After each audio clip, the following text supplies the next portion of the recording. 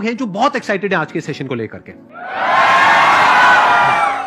तो अब मैं जैसे ही आपको नाम बताऊंगा उनका, जो हमारे आज के गेस्ट हैं, तो आपका जो एक्साइटमेंट लेवल है वो और बढ़ जाएगा।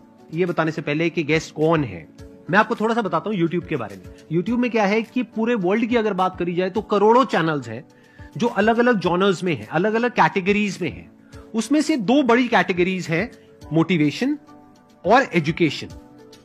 पूरे वर्ल्ड में जो वर्ल्ड का नंबर 1 मोटिवेशन चैनल है वो मेरा है, और जो वर्ल्ड का नंबर 1 एजुकेशन चैनल है किसी इंडिपेंडेंट क्रिएटर का, वो उनका है, जो कि हमारे गेस्ट हैं। उनके 17 मिलियन से ज्यादा सब्सक्राइबर्स हैं। Please give an energetic and warm welcome to the one and only Khan sir.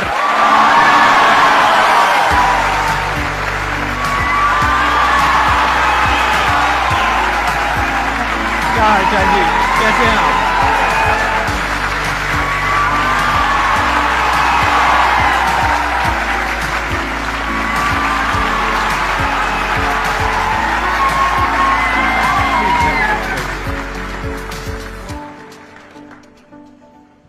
इससे पहले कि ऑडियंस आपसे कुछ पूछे या इंटरेक्ट करे, मेरे माइंड में एक क्वेश्चन है आपके लिए जी।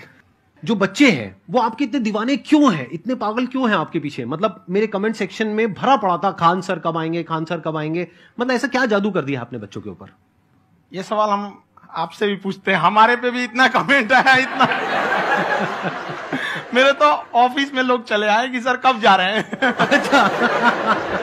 क्योंकि हम लोग का तो एग्जैक्ट है वही पढ़ाना है। हाँ। तो देखिए, हम लोग का मेन है कि बच्चों को जो जरूरत रहती है कि अगर लड़का पढ़ने आ रहा है ना, उसके मन में कोई डाउट ना रह जाए। हम उसको कहते हैं कि हम तुम्हें पढ़ा रहे हैं, दम है तो भूल के दिखाओ, याद करके नहीं।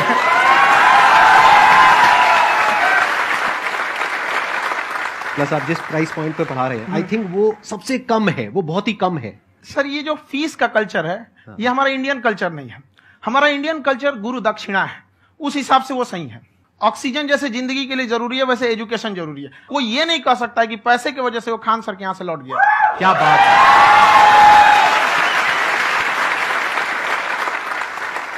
मैंने देखा कि आपका ये जो चैनल है कि ये पिछले 3 साल के अंदर अंदर ही ग्रो किया है। हमको जब चैनल शुरू हुआ तो एक दिन में हम 4-5 वीडियो बनाए। एक हमको कुछ आता, आज भी नहीं आता इतना, तो हम देख के कैमरा उमरा तो हम कंफ्यूज हो गए, बाप रे। तो हम एक ही दिन में वीडियो शूट किया, पढ़ाने वाला टॉपिक था हमको। उसके बाद कभी वीडियो ही नहीं, 6-7 वीडियो एक ही बार शूट कर लिए। और एक जो थे जिनका कैमरा वगैरह था, मेरे पास कैमरे भी नहीं थे उस टाइम, और कैमरा 35,000 का था, तो 6 महीना इसी में लग गया। जो 35,000 इसी में फंस जाएगा। तो उनके कैमरे से शूट किए, उन्होंने कोई चार्ज लिया, उसके बाद हम छोड़ ही दिए। लॉकडाउन लगा, तब हम कहें आप कैसे पढ़ाएंगे, वो तो 1 दिन 2 दिन करते करते अचानक लंबा हो गया। तब हमको याद आया कि ओहो, मेरा एक चैनल भी है वहां पे। तो उस समय उस पे लगभग 30,000 सब्सक्राइबर हो चुके थे। तो जैसे लॉकडाउन लगा तो उस पे पढ़ाना चालू किया, और पता नहीं क्या लोगों को पढ़ाई में इतना इंटरेस्ट आ गया कि आपका स्टाइल ऐसा है थोड़ा सा। आप आई थिंक पढ़ाई के साथ साथ में जो बीच बीच में आप थोड़ा बहुत छोड़ते रहते हैं ना, मतलब जो एंटरटेनमेंट चलता रहता है। ये बात हम देखिए, जब हम गुलाम थे ना, तो अंग्रेजों ने एक चाल चला था कि भारत को हम फिजिकली गुलाम रखेंगे 100-200 साल, मेंटली 1000 साल कर देंगे। उन्होंने पढ़ाई का मॉडल चेंज कर दिया। उन्होंने ऐसा डिजाइन किया कि ये टीचर की रिस्पॉन्सिबिलिटी है, वो पढ़ा के चला जाए। टीचर की रिस्पॉन्सिबिलिटी यहां खत्म नहीं हो जाती। पढ़ाना तो कोई भी पढ़ा सकता है, टीचर की इससे बड़ी रिस्पॉन्सिबिलिटी होती है उसे समझाना। वो समझा कि नहीं समझा।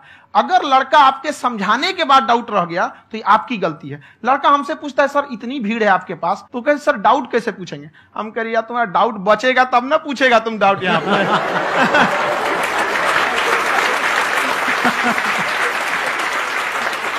कॉन्फिडेंस नेक्स्ट लेवल है खान सर का, मानना पड़ेगा। और शायद यही वजह है इनकी जो ग्रोथ है उसका।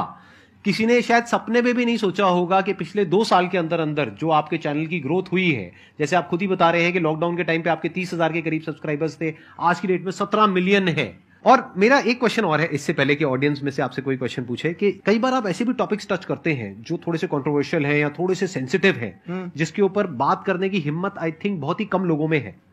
तो आपको कभी ये नहीं लगता है कि कहीं ज्यादा तो नहीं हो रहा है, इसको थोड़ा रोक देते हैं, थोड़ा कम कर देते हैं? क्योंकि कोई लाइन ही नहीं है वैसे तो बोलने को, तो आप कुछ भी बोल दो, कितना भी बोल दो। हुई है कंट्रोवर्सी बहुत बार। एक्चुअली बचपन से हमको फौज में जाना था, और फौज वालों के लिए ये सब मायने नहीं रखता। उसको करना है मतलब करना है, तुम सामने कुछ भी रहो, डजंट मैटर।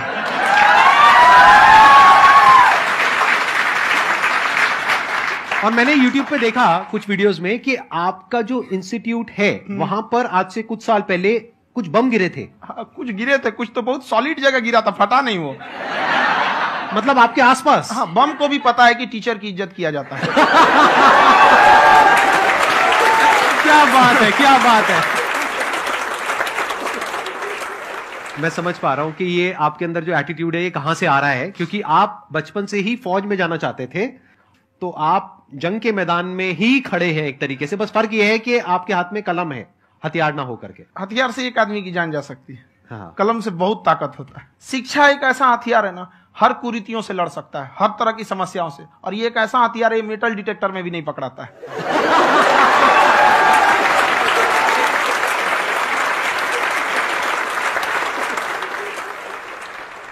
मेरा क्वेश्चन ये है कि अभी प्राइवेट ऑर्गेनाइजेशंस में पीटने का, पनिशमेंट का ये सिस्टम जो है खत्म हो गया है। हम आपके वीडियो में देखे हैं सर कि आप एक बड़ा सा रोल रखे रहते हैं, पुलिस वाला लाठी है वो, पुलिस वाला लाठी है, और स्टेज पे बुला के बच्चों को उसी से धुनाई शुरू कर देते हैं मस्त एकदम से, है ना। तो सर मतलब कि बच्चे मतलब कि डरते नहीं है आपसे, और इस तरीके से कैसे कनेक्टेड हैं आपसे, है ना। और एक और क्वेश्चन सर, यूपीएससी का जो आप अपना बैच स्टार्ट करने वाले हैं, ठीक है, उसके बारे में बताइए सर, क्योंकि मुझे मतलब कुछ इशू करना है सर, ठीक है। और संदीप सर को देख लिए, मेरा तो वैसे ही हो जाना है।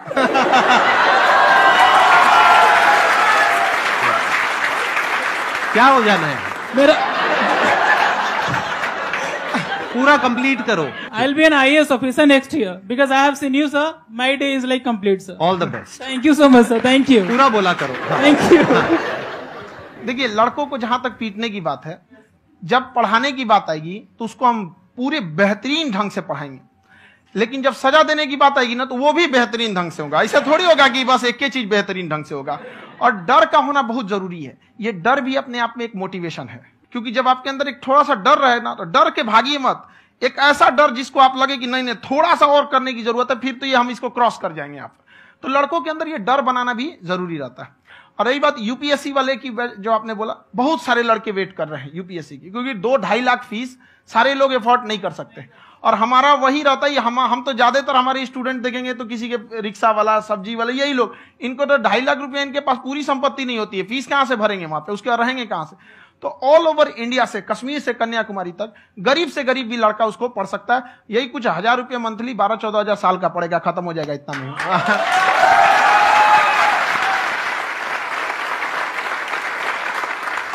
ये जो डंडे वाली बात इन्होंने कही, ये सच है? मतलब आप सच में एक डंडा रखते हो? पुलिस का ही है वो।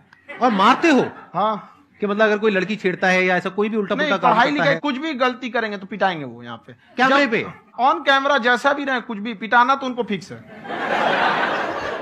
एक तो कोई मतलब विधायक जी थे, उनके लड़का को पीट दिए, तो चला है दल बल लेके अपना वहां पे। उसने घर पे नहीं बताया था कि सर ने पीटा है, बस बोल दिया कोचिंग में पीटा है। बाद में पता चला हम पीटे हैं, तो उसके पिताजी मेरे सामने और पीटे।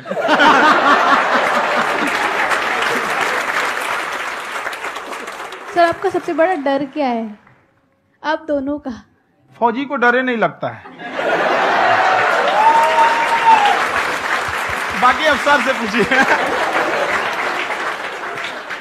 आज के सेशन से पहले कोई डर नहीं था, लेकिन अब मुझे इनकी डंडे वाली कहानियां सुन करके डर लग रहा है कि कहीं मैंने गलती से कुछ बोल दिया और इन्होंने कहीं पीछे कुछ रखा हुआ है, और यही आ करके अगर इन्होंने मेरी पिटाई कर दी तो बहुत बुरा हो जाएगा। तो इसलिए हमको थोड़ा डर लग रहा है।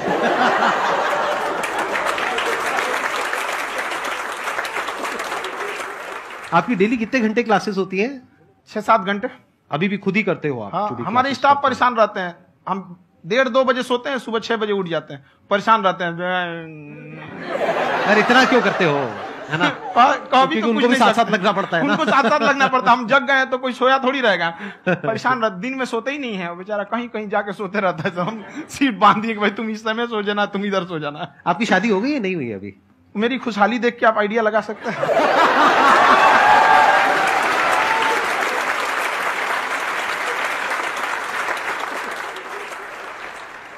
First of all I would like to say sir, thank you so much to you and to your team कि आपने मुझे यहाँ आने का मौका दिया।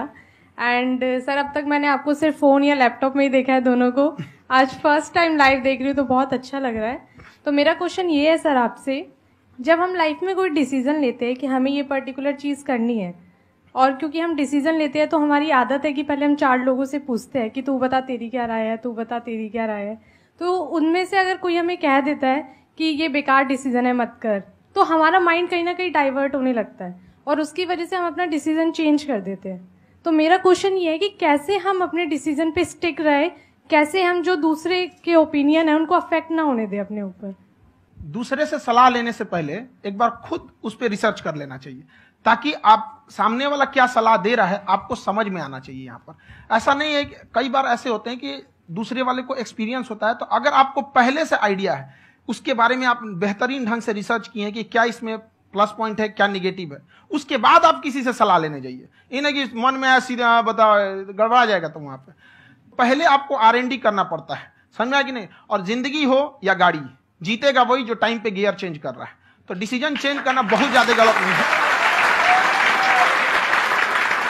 इन्होंने बहुत अच्छी बात कही है और मैं इसी बात में थोड़ा सा और ऐड ऑन करूंगा कि ये जो आपने कहा ना कि अपने डिसीजन पे स्टिक कैसे रहें, ये कोई अच्छी क्वालिटी नहीं है, क्योंकि टाइम टू टाइम आपको अपने डिसीजंस को चेंज करना होता है। जैसे आपने 4 लोगों से डिस्कस किया, कोई इंसान कुछ पॉजिटिव बोल रहा है, कोई नेगेटिव बोल रहा है, उससे फर्क नहीं पड़ना चाहिए। डिपेंड ये करता है कि वो जो बोल रहा है उसका बेसिस क्या है। क्या वो किसी नॉलेज या एक्सपीरियंस के बेस पे बोल रहा है या ऐसे ही कुछ भी बोल रहा है? ऐसे ही बोल रहा है तो फिर उसकी बात पे ध्यान क्यों दे रहे हो? अगर किसी नॉलेज या एक्सपीरियंस के बेस पे बोल रहा है, फिर चाहे वो पॉजिटिव बोल रहा है चाहे नेगेटिव बोल रहा है, दोनों ही मायने रखता है। उसके बाद में रिसर्च करनी है और फिर रिसर्च करने के बाद में फाइनल डिसीजन अपना खुद का होना चाहिए। अब वो डिसीजन उससे अलग भी हो सकता है जो आपने पहले लिया था, और वो सेम भी हो सकता है। सर मेरा क्वेश्चन दोनों से है आपसे, how to deal procrastination and laziness. हमारा ब्रेन है ना, ये बहुत आलसी टाइप का है, इसको आराम खोजना पसंद है। अब थोड़ा सा भी अब इसको आराम की ओर लेके चले गए ना तो फिर उधर ही रहेगा। आप सोचेंगे 10 मिनट आराम कर लेते हैं ना, तो 10 मिनट 2 घंटा बना देगा। उसको टॉर्चर कीजिए, चल 10 मिनट बाद में उसको आप उस पर हावी मत। वो कह रहा है कि हमको आराम चाहिए, आपको हाँ आराम मिलेगा, पहले काम फिर मिलेगा आराम। तो आप उसके हिसाब से मत चल। आपका मन कर रहा है थोड़ा सा देख लेते हैं, कोई नोटिफिकेशन आया, आप कोई काम कर रहे हैं, क्यों पहले काम कर लीजिए, बाद में देखिएगा ना नोटिफिकेशन।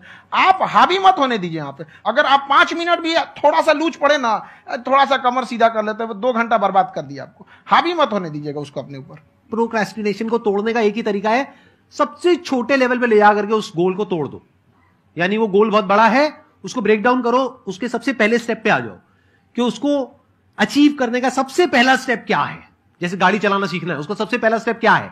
अगर घर में कोई नहीं है सिखाने वाला या सिखाने वाली, तो बाहर जा करके जो गाड़ी का ड्राइविंग स्कूल है उधर जा करके पैसे दे दो। अब फंस गए ना तो फंसा दो अपने आप को। दिमाग ये लगाओ कि अपने आप को कैसे फंसाया जाए। जब हम फंस जाते हैं ना तो फिर हमको वो काम करना ही पड़ता है। Then there is no looking back. जब तक आप सोच रहे हो तब तक सोच रहे हो, उसको बोलते हैं पैरालिसिस ऑफ एनालिसिस, कि आप सोचते चले जा रहे हो अपने माइंड में, मैं ये करूंगा वो करूंगा वो करूंगा वो करूंगा, और प्रोक्रेस्टिनेट हो रहा है, वो चीज टलती चली जा रही है। तो उसको छोटे से छोटे लेवल पे ब्रेक डाउन करके उसको कर दो, दैट इज नंबर 1। और जैसे ही करना शुरू करते हो, कोशिश करो कि उसको जब तक कि आप सही से नहीं कर लेते हो उसको छोड़ना नहीं है, तो आपकी लेजीनेस भी खत्म हो जाएगी। कई लोगों को तो हमने देखा जो सप्ताह में कुछ भी नहीं करता, वो भी संडे को आराम कर रहा है।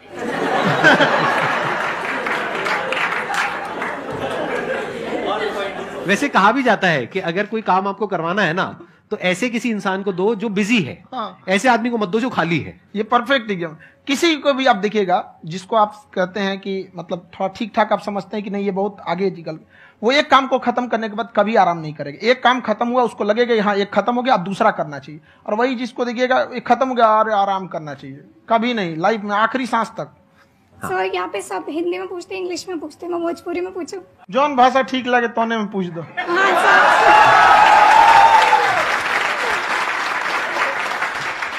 सर ये पूछे के चाहते नहीं कि जैसे हमने के पढ़ाई करे नहीं सर, तो कभी कभी डेली टारगेट्स जो होला वो कंप्लीट ना होला।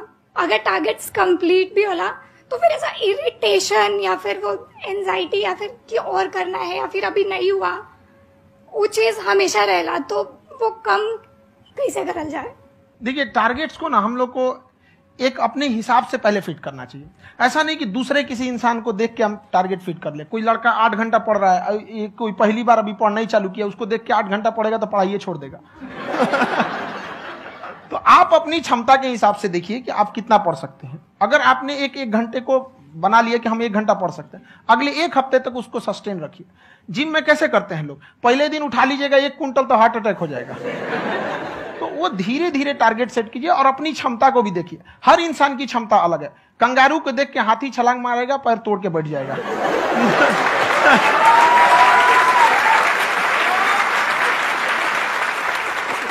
अब संदीप सर का मोटिवेशन देख के इसका मतलब क्या कि ट्रेन के आगे खड़ा हो जाएंगे, ढकेल देंगे तुमको। हालांकि ऐसा कर देते हैं, लेकिन ऐसा करिएगा लोग नहीं, क्षमता पता होना चाहिए। आपके अंदर एंजाइटी हो रही है कि मैंने कर तो लिया है। आप ये नहीं कह रहे कि मैंने कुछ भी नहीं किया है फिर मेरे को एंजाइटी हो रही है। आप ये कह रहे हो मैंने काफी कुछ कर लिया है फिर भी एंजाइटी हो रही है कि कहीं कुछ छूट तो नहीं गया है। तो बेसिकली आपको ये देखना है कि अगर आपके अंदर ये एंजाइटी हो रही है, that means you are a very good student. आप एक अच्छे स्टूडेंट हो। क्यों? क्योंकि बहुत सारे स्टूडेंट्स तो ऐसे हैं उनको पढ़ने के नाम से एंजाइटी होती है। तो आपको एंजाइटी हो रही है कि मैंने पढ़ लिया, दिन में मानो 8 घंटे का आपने टारगेट सेट किया और 6 घंटे पढ़ लिया, या मान लो 8 घंटे भी पढ़ लिया, फिर भी एंजाइटी हो रही है कि मैंने 10 घंटे नहीं पढ़ा। तो ये तो अच्छी क्वालिटी है ना, ये तो एक ब्रिलियंट स्टूडेंट की क्वालिटी है। क्योंकि एंजाइटी उसी को होती है जो केयर करता है, जिसको परवाह है, उसी की तो एंजाइटी होती है। जैसे माँ को अपने बच्चे की, जैसे एक माँ को अपने बच्चे के, जैसे एक माँ को अपने बच्चे को लेकर के एंजाइटी होती है। हंस लो मजाक उड़ा लो मेरा। कोई बात नहीं, एडिट कर देंगे इसको हम। हाँ।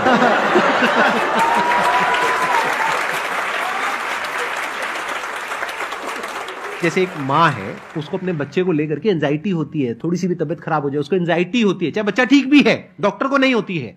क्यों? क्योंकि माँ को उस बच्चे से प्यार है। तो दैट मीन्स कि आप अपनी पढ़ाई को लेकर के सीरियस हो, इस वजह से आपके अंदर एंजाइटी हो रही है, विच इज नॉर्मल। जहां पर प्यार मोहब्बत होती है वहां पर थोड़ी बहुत एंजाइटी तो होती ही है ना। समझ रहे हो ना मैं क्या कहना चाह रहा हूं?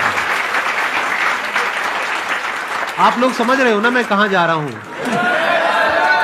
जब वो किसी और से बात करती है तो एंजाइटी होती है ना।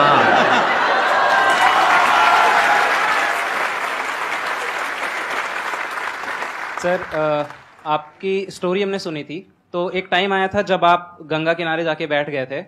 उस समय आपको कुछ समझ नहीं आ रहा था, तो उस समय मतलब आपने ये डिसीजन कैसे लिया कि अब आगे नहीं, यहां से वापस जाना है? रास्ता ही नहीं था। घर जाने के लिए एटलीस्ट 90 रुपए चाहिए थे, जेब में 40 रुपए थे। कैसे घर जाते हैं? और हम गंगा के किनारे चुपचाप बैठे बैठे हम कहें कि अब बहुत टेंशन हो गया, अब घर जाना चाहिए। रूम पे, तो किराए के रूम पे ही आदमी सारे लोग रहते। गए वहां पे तो रूम लॉक हो गया था। तुम खटखटाए तो ऊपर से गुस्सा से बोले जो ऑनर थे, क्या टाइम हो गया है? तुम कहे 9-10 बज रहा होगा। घड़ी देखिए तो 2 बज रहा था रात का, 2-2:30 बज गया था वहां। टेंशन में आप तो होता है, कई बार ऐसा समय आएगा कि लगेगा जैसे अब कुछ नहीं हो सकता है। तो इससे घबराना नहीं है। कभी कभी गुच्छे की आखिरी चाबी भी ताला खोल देती है। जो बातें आपने बताई कि घर में प्रॉब्लम्स ये तो बहुत लोगों ने फेस करी वहां पर। आप अकेले नहीं है, बहुत लोगों ने ये प्रॉब्लम्स फेस करी, बहुत तरह की प्रॉब्लम्स देखी, बहुत तरह की स्ट्रगल्स देखी, लेकिन वो सब इतने कामयाब नहीं हो पाए जितने कि आप हुए। तो आपके अंदर ऐसा कुछ ना कुछ है जो औरों के अंदर नहीं है। तो वो मैं जानना चाह रहा हूं कि वो ऐसा क्या था जहां से कि आपका दिमाग यहां तक सोच पा रहा है कि मैं पूरे इंडिया में इतने बड़े लेवल का चेंज लेकर के आ सकता हूं, एजुकेशन फील्ड में रेवोल्यूशन लेकर के आ सकता हूं। ये सोचना ही बहुत लोगों के बस का नहीं है। मेरी एक खुद की थिंकिंग, अगर हमको कोई 100 रुपए किसी काम के लिए दिया, हम सबसे यही कहते हैं, तो हम कोशिश करते हैं उसे 200 का रिटर्न दे। अगर कोई हमसे 200 रुपया फीस दे रहा है, 250 दे रहा है, तो हम उसको ये कोशिश करते हैं कि तुम्हें ऐसा लगे कि नहीं भैया हमने 10-20 हजार का पढ़ लिया यहाँ पर। वो ईमानदारी से कभी कमी नहीं। और हमेशा अगर हम प्रॉमिस एक्स का करते हैं तो डिलीवर 4x करना चाहते हैं। ध्यान से सुनना और ध्यान से समझना इस फर्क को। अगर आप समझ पाए तो बहुत आगे जाओगे लाइफ में। एक वो होते हैं जो ये सोचते हैं कि हमें सब कुछ मिल जाए, हमें कुछ भी करना ना पड़े। दूसरी कैटेगरी होती है लोगों की जिनको जितना मिलता है उसमें भी चोरी चकारी करते हैं या कोशिश करते हैं कि उससे कम दे सामने वाले को जितना कि हमें मिल रहा है। तीसरी कैटेगरी होती है लोगों की, जो इनके जैसे लोग होते हैं, वो क्या करते हैं, वो ये सोचते हैं कि अगर मैंने किसी से 1 रुपए भी लिया, देखा जाए तो 200-250 रुपए कुछ भी नहीं होता है, 200-250 रुपए अगर मैंने लिया तो कैसे उसको 400 रुपए की वैल्यू दूं। ये जो थिंकिंग है ना, यही एक फर्क होता है एक ऐसे इंसान में जो बहुत आगे निकल जाता है और उस इंसान में जो मीडियोकर रह जाता है। आप अपने आप के ऊपर समय दीजिए, उसको डेवलप कीजिए। जब आप अपने आप के ऊपर खर्च करते हैं तो आने वाले समय में लोग गूगल पे आपको सर्च करते हैं। क्या बात है सर, ये आपने अभी बनाया है या ये कोई पुराना आपका वो है? बनते रहता है, इसमें फ्लो में बन जाता है। आपके अंदर ना सर एक कवि छुपा हुआ है कहीं ना कहीं जो बाहर आना चाहता है। कभी ना कभी आपने सोचा होगा कुछ? कभी कभी देखिए एक चीज है, संगत का बहुत अच्छा असर पड़ता है। ये चीज को हमेशा संगति का मतलब लोग हल्के में ले लेते हैं। संगति का मतलब होता है संग संग गति। तो अच्छे लोग के साथ रहेंगे तो संग संग अच्छी गति होती जाएगी, खराब में रहेंगे तो ये भी होता है। बट अपने आप को थोड़ा सोचना चाहिए कि हम केवल जी के मर जाएं इसके लिए नहीं आए हैं। लोग कहते हैं कि सर नाम क्यों नहीं बताते अपना। हमारी एक ही सोच है कि जाने के बाद इस दुनिया से हमको मतलब एक चीज देना चाहते हैं स्टूडेंट्स को कि वो याद करें कि इस पैसे की भाग दौड़ की दुनिया में हर कोई दोनों हाथ से लूटने में लगा है, खाली हाथ जाने के लिए ये सबको लगा है। तो हर कोई को ये सोचना चाहिए कि था कोई इंसान जो इतने कम फीस में इतनी शिक्षा जो महंगी थी, जो कमाने का रास्ता था, उसको भी एकदम कंपटीशन इतना कर दिया कि अब लोगों को अपनी फीस बढ़ाने में डर लगता है कि अरे यार, लड़का कमेंट करता है कि खान सर इतना ले रहे हैं, आप बहुत बड़ा टीचर हो गए।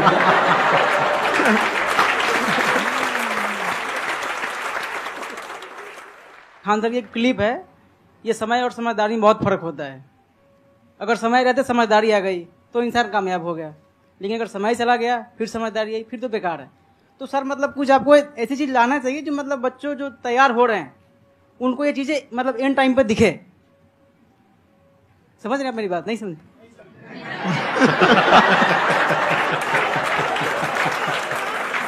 यही होता है सर का मोटिवेशन ज्यादा हो जाता है। जब आप स्ट्रगलिंग फेज में हैं तो कम से कम चीजों को अपने ऊपर खर्च कीजिए, ज्यादा से ज्यादा सीखने में खर्च कीजिए। अगर आपको राजा बनने का शौक है तो गुलाम की तरह मेहनत करना सीखिए, तब राजा बनेंगे।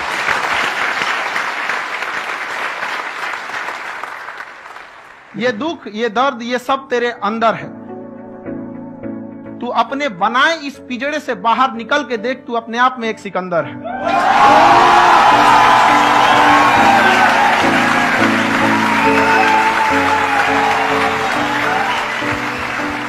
Thank you so much sir for coming. बहुत मजा आया मेरे को आपके साथ में इंटरेक्ट करके। आई एम श्योर आप लोगों को भी बहुत मजा आया होगा।